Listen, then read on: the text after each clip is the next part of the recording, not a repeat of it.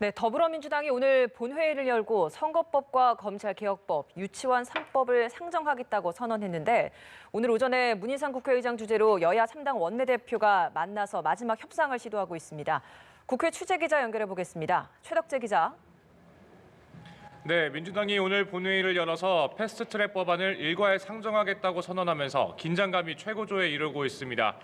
민주당 이해찬 대표는 오전 회의에서 한국당이 협상을 거부하고 지금도 농성을 하고 있다고 비판했습니다. 대화와 타협이 우선돼야 하지만 협상 자체를 거부한다면 다수결로 의사를 확정하는 게 민주주의 원칙이라고 밝혔습니다.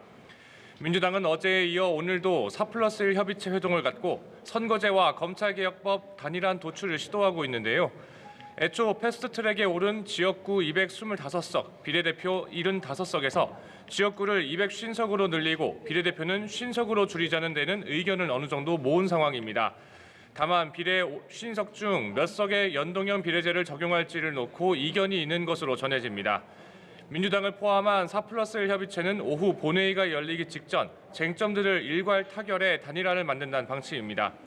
다만 문희상 국회의장 주재로 진행되고 있는 3당 교섭단체 원내대표 회동이 변수가 될 것으로 예상되는데요. 여야 3당 원내대표는 패스트트랙 법안을 놓고 막판 협상을 벌이고 있는데 만약 협상이 어긋날 경우 민주당은 패스트트랙 법안 상정을 강행할 것으로 예상됩니다. 네, 한국당은 어떻습니까? 강경 대응 방침을 고수하고 있습니까? 네, 그렇습니다. 한국당은 패스트트랙 법안 처리를 반드시 저지하겠다는 입장입니다.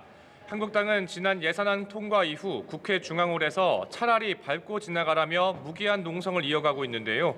황교안 대표는 4+1 협의체가 패스트트랙 법안 강행 처리 움직임을 보이는 데 대해 사생결단으로 싸울 수밖에 없다고 밝혔습니다.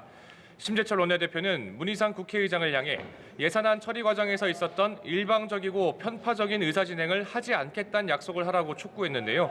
오전에는 또다시 한번 의장실을 항의 방문하기도 했습니다. 하지만 한국당으로선 4+1 협의체에서 단일안을 도출해 상정할 경우 이를 저지할 만한 뾰족한 수는 없는 상황입니다. 이 때문에 당내에선 협상의 필요성도 계속해서 제기되는 것으로 전해집니다. 한국당은 패스트트랙 법안이 상정될 경우 무제한 토론인 필리버스터를 검토하고 있는데요. 동시에 내일 광화문에서 대규모 집회를 열고 대국민 여론전에도 나선다는 방침입니다. 지금까지 국회에서 전해드렸습니다.